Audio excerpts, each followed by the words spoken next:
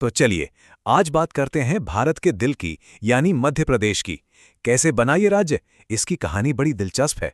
जब हम किसी राज्य का नक्शा देखते हैं तो क्या सोचते हैं, यही ना कि ये सीमाएं तो हमेशा से ऐसी ही होंगी, पर असल में ऐसा है नहीं। किसी भी राज्य का बनना, खासकर भारत में, इतिहास की एक बहुत उलझी हुई पहेली को सुलझाने जैसा है। और आज हम मध्य प्रदेश की इसी पहेली को सुलझाने की कोशिश करेंगे। आज जो मध्य प्रदेश हमें दिखता है, उसे समझने के लिए हमें थोड़ा पीछे जाना होगा, अंग्रेजों के जमाने में। देखिए, 1947 से पहले का जो भारत था वो आज जैसा बिल्कुल नहीं था। और बात करें मध्य प्रदेश वाले इलाके की, तो यहाँ अंग्रेजों का शासन करने का तरीका बड़ा अनोखा था। उन्होंने पूरे इलाके को एक यूनिट की तरह नहीं, बल्कि दो अलग-अलग तरीकों से कंट्रोल किया हुआ था।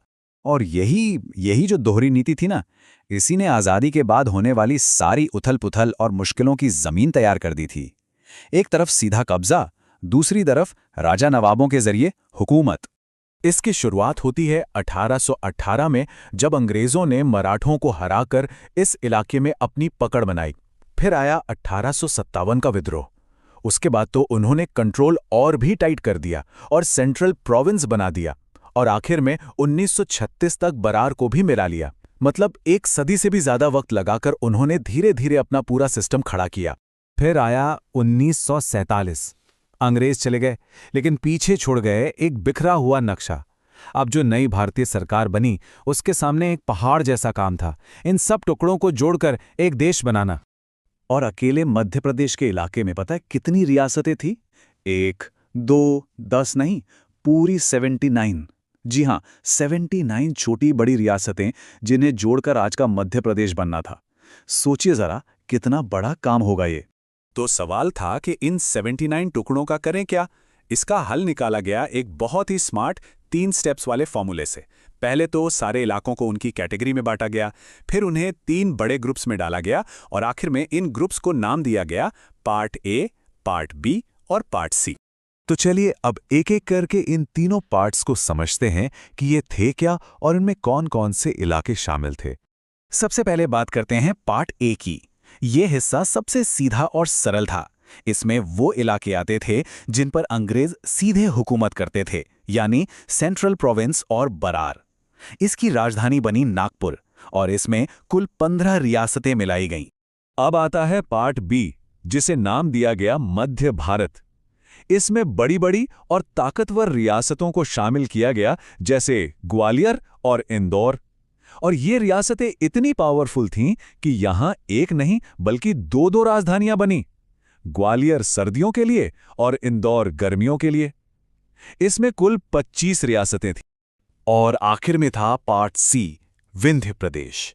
इसमें बाकी बची हुई 38 छोटी छोटी रियासतों को एक साथ जोड़ दिया गया और रीवा को राजधानी बनाया गया। तो अब पार्ट ए, बी और सी तैयार थे, लेकिन पहेली का एक बहुत जरूरी टुकड़ा अभी भी गायब था। नक्शे के एकदम बीचों बीच, भारत के दिल में ही एक ऐसा राज्य था जो कह रहा था हम भारत का हिस्सा नहीं बनेंगे, और वो राज्य था भोपाल। भोपाल के जो नवाब थे हमीदुल्ला खां, उनका सपना था कि भोपाल एक आज़ाद देश बनेगा। वो भारत में शामिल होना ही नहीं चाहते थे, और इसी वजह से भारत सरकार और उनके बीच एक जबरदस्त टकराव की स्थिति बन गई। लेकिन भोपाल की जनता भारत के साथ रहना चाहती थी। 1948 में प्रजामंडल आंदोलन शुरू हो गया। फिर जनवरी 1949 में बोरास गांव में एक दुखद घटना हुई, जिसके बाद लोगों का गुस्सा और बढ़ गया।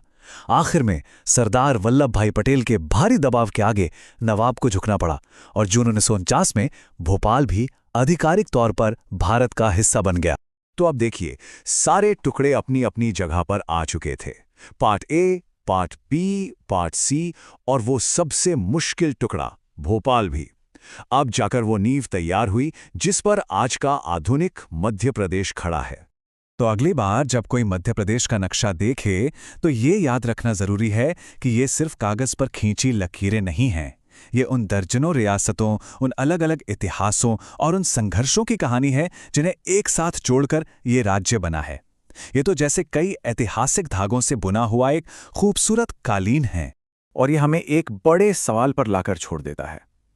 अगर किसी राज्य की सीमाएं इतिहास, राजनीति और लोगों की इच्छा से बनती और बदलती हैं, तो फिर क्या कोई भी नक्शा या कोई भी सीमा हमेशा के लिए स्थायी कही जा सकती है? सोचने वाली बात है ना?